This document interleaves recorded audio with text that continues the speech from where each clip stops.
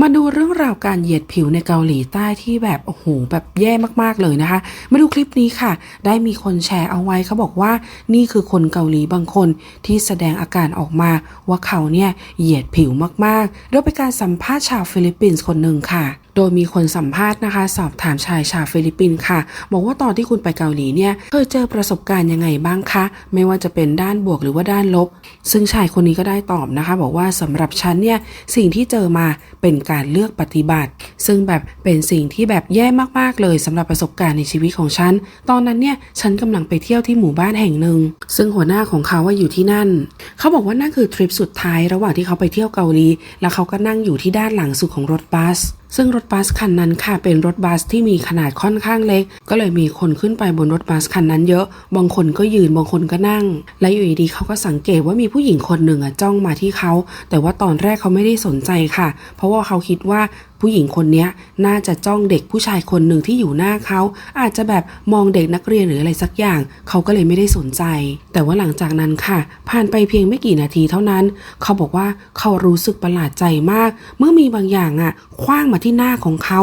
บอกว่าผู้หญิงเกาหลีคนนั้นน่ะอยู่ดีๆก็โยนกระหล่ำปีมาโดนหน้าเขาซึ่งแบบเป็นเรื่องที่แบบงงมากเลยโยนกระหล่ำปีมาที่ใบหน้าของเขาแล้วตอนนั้นเนี่ยเขาใส่แว่นตาอยู่ซึ่งแว่นตาของเขาเนี่ยแตกแล้วก็หักเลยค่ะเขาบอกว่าตอนแรกเนี่ยเขายังไม่ได้คิดอะไรเลยหลังจากที่โดนปากระหล่ำปีเข้ามาที่ใบหน้าของเขาพยายามที่จะหาแว่นตาเพราะว่าตอนนั้นเนี่ยตาสั้นมากแล้วเขาก็มองไม่เห็นแล้วก็กว่าจะเจอแว่นตาเขาก็รู้ว่าแว่นตาของเขาเนี่ยพังไปแล้วซึ่งแว่นตาที่หักเนี่ยทำให้แบบว่าลำบากมากๆสำหรับคนที่สายตาสั้นเพราะว่าเราจะมองไม่เห็นอะไรเลยหลังจากนั้นเขาบอกว่าเขาก็เลยพยายามจะมองหาค่ะแล้วก็ถามว่าขอโทษนะตกลงเมื่อกี้เนี่ยเกิดอะไรขึ้นที่นี่กันแน่ทำไมถึงมีคนโยนกระหล่ำปีมาใส่ใบหน้าของฉันซึ่งเขาพูดนะคะบอกว่าสิ่งที่แย่ที่สุดเนี่ยคือไม่มีใครสนใจเขาเลยทั้งที่มีคนมากมายอยู่บนรถบัสแทนที่จะมีใครสักคน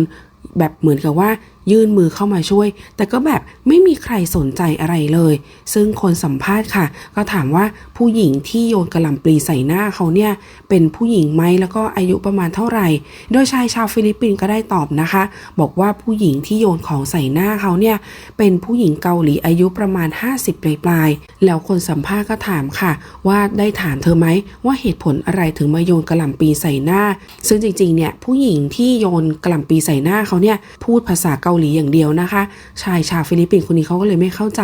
เขาบอกว่าจริงๆเนี่ยก็รู้สึกว่ายังพอจะโอเคที่มีคนหนึ่งพยายามที่จะแปลภาษาเกาหลีเป็นภาษาอังกฤษให้เขาฟังเขาก็เลยพอจะเข้าใจได้ว่าผู้หญิงคนนั้นน่ะที่ปาของใส่หน้าของเขาเพราะว่าเขาต้องการให้ลงจากรถบัสไปเนื่องจากเหตุผลง่ายๆก็คือเขาไม่ใช่คนเกาหลีเขาบอกว่ารถบัสคันนี้มีไว้สำหรับคนเกาหลีโดยเฉพาะเขาก็เลยแย้งกลับไปค่ะบอกว่าแปลกนะก็เนี่ยรถบัสในเกาหลีไม่ได้มีรถบัสสำหรับคนต่างชาตินี่แล้วเขาจะไปขึ้นรถที่ไหนล่ะซึ่งเธอก็ได้บอกนะคะว่าผู้หญิงชาวเกาหลีคนนั้นน่ะบอกว่าไม่ได้สนใจอะไรทั้งนั้นยังยืนยันคำเดียวว่าเขาจะต้องลงจากรถบัสคันนี้ไปเขาบอกว่านั่นน่ะคือการเดินทางครั้งสุดท้ายเข้าไปในเกาหลีของเขาเลย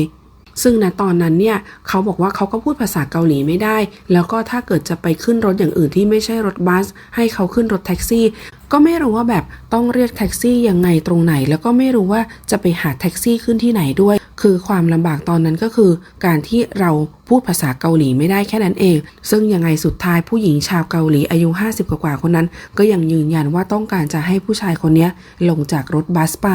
ซึ่งชายชาวฟิลิปปินส์ก็ได้สรุปนะคะว่าแบบว่าทั้งที่มีคนมากมายอยู่ในรถบัสคันนี้แต่ว่าแปลกมากๆไม่มีใครแบบจะมาช่วยเหลือหรือแม้แต่จะช่วยเหลือแบบปกป้องสักนิดหนึ่งก็ไม่มีเขาบอกว่าหมายถึงแบบก็จริงๆขอบคุณผู้หญิงคนหนึ่งนะที่พยายามจะช่วยแปลแล้วก็ตีความหมายให้ว่าผู้หญิงคนนั้นน่ะเขาต้องการจะสื่ออะไรกับเขา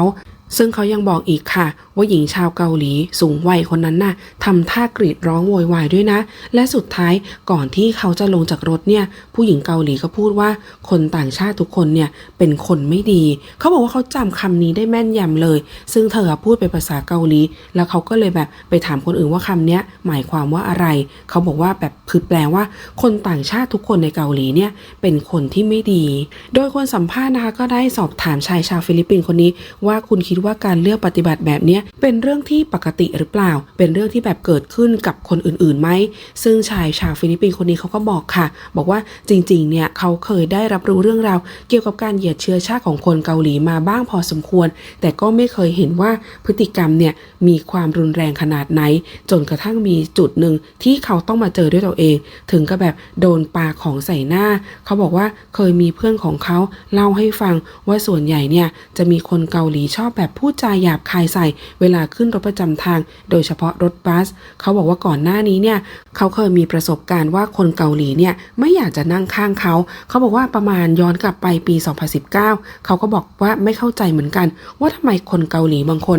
ระหว่างทางที่นั่งรถบัสกลับบ้านน่ะแล้วก็มีผู้หญิงคนนึงบอกว่าอุ๊ยย้ายไปนั่งตรงอื่นดีกว่าอย่าไปนั่งกับผู้ชายคนนั้นเลยเขาบอกว่าตอนแรกเนี่ยเขาก็ไม่เข้าใจนะแต่ว่าหลังจากนั้นเนี่ยมีผู้หญิงอีกคนนึงบอกว่าฉันไม่ชอบเพราะว่าผู้ชายคนนี้ไม่ใช่คนเกาหลีเขาก็เลยรู้สึกว่าอ้าวเขาเป็นชาวต่างชาติแล้วเป็นยังไงล่ะเหมือนกับว่าตอนนี้เนี่ยมีการเคลื่อนไหวของชาวฟิลิปปินส์มากพอสมควรและเขาก็ยังได้เล่าให้ฟังอีกนะคะว่าในช่วงที่เขาไปทำงานเนี่ยมีคนฟิลิปปินส์เข้าไปทำงานอยู่ที่ประเทศเกาหลีใต้ประมาณ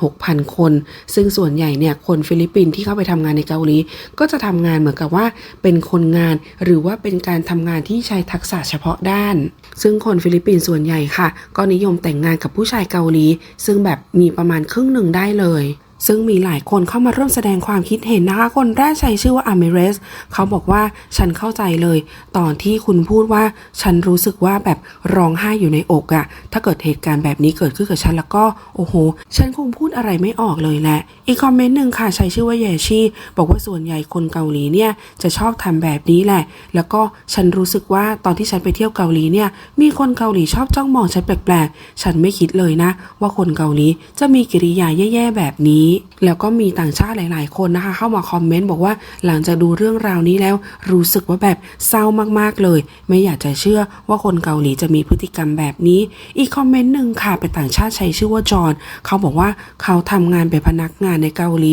ชื่อร้านแห่งหนึ่งเขาบอกว่าที่ทำงานของเขาเป็นร้านขายซีเมนต์ขนาดใหญ่แห่งหนึ่งแต่ว่าวันแรกเนี่ยก็มีคนเกาหลีที่พูดคุยกับเขาดีอยู่นะอีกคอมเมนต์หนึ่งค่ะใช้ชื่อว่ามูนบอกว่าแตกต่างกันมากระหว่างคนฟิลิปปินส์กับคนเกาหลีฉันรู้สึกว่าตอนที่ฉันเดินทางไปทำงานที่ญี่ปุ่นเนี่ยคนญี่ปุ่นไม่ได้ปฏิบัติกับเราแบบนั้นเลยส่วนคนเกาหลีแล้วก็เรียกว่าตรงกันข้ามที่ญี่ปุ่นผู้หญิงที่มีอายุเยอะเขาจะปฏิบัติต่อเราดีมากๆอีกคอมเมนต์หนึ่งค่ะใช้ชื่อว่าโนอาเขาบอกว่าไม่อยากจะเชื่อเลยขนาดเป็นคนเอเชียเหมือนกันคนเกาหลียังเหยียดเชื้อชาติขนาดนี้อีกคอมเมนต์หนึ่งค่ะใช้ชื่อว่าอานัสเขาบอกว่าไม่ว่าใครก็แล้วแต่ไม่ว่าคุณจะเป็นคนเชื้อชาติไหน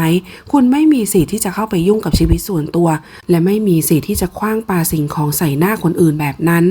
อีกคอมเมนต์หนึ่งค่ะใช้ชื่อว่าบีนี่บอกว่าถ้าเกิดเป็นฉันนะในเหตุการณ์นั้นฉันจะหยิบกระหล่ำปลีชิ้นนั้นแล้วก็โยนกลับไปที่เธออย่างแน่นอนอีกคอมเมนต์หนึ่งค่ะใช้ชื่อว่าคริสตินบอกว่าไม่อยากจะเชื่อเลยว่าคนเกาหลีกล้าทำเหตุการณ์แบบนี้ในสถานที่สาธารณะได้ยังไงและที่สำคัญโยนของบนรถบัสเนี่ยจริงๆแล้วไม่คุ้มค่าเลยนะถ้าเกิดไปโดนหน้าคนอื่นฉันรู้สึกว่าน่าจะเป็นเรื่องราวที่แย่มากกว่านี้อีกแล้วก็มีบางคนนะคะใช้ชื่อว่าเกรย์บอกว่าถ้าเกิดมีใครทำแบบนี้กับฉันนะฉันขอบอกฉันคงจะสวนกลับไปทันทีเลยแหละอีกคอมเมนต์หนึ่งค่ะใช้ชื่อว่าโมนิก้าเธอบอกว่าฉันยอมรับนะว่าการเหยียดผิวเนี่ยเป็นเรื่องที่เกิดขึ้นได้แต่ฉันไม่เคยเจอเลยว่าจะมีการกระทำที่แบบกระทบกระทั่งกันขนาดนี้อีกคอมเมนต์หนึ่งค่ะใช้ชื่อว่ามารีเธอบอกว่าจริงๆแล้วเนี่ยคนฟิลิปปินส์ที่ไปอยู่ในเกาหลีใต้หลายๆคนก็เจอประสบการณ์ที่แตกต่างกันนะซึ่งชัดเจนเลยว่าเรื่องที่เกิดขึ้นน่ะไม่ใช่เรื่องดีๆอย่างแน่นอน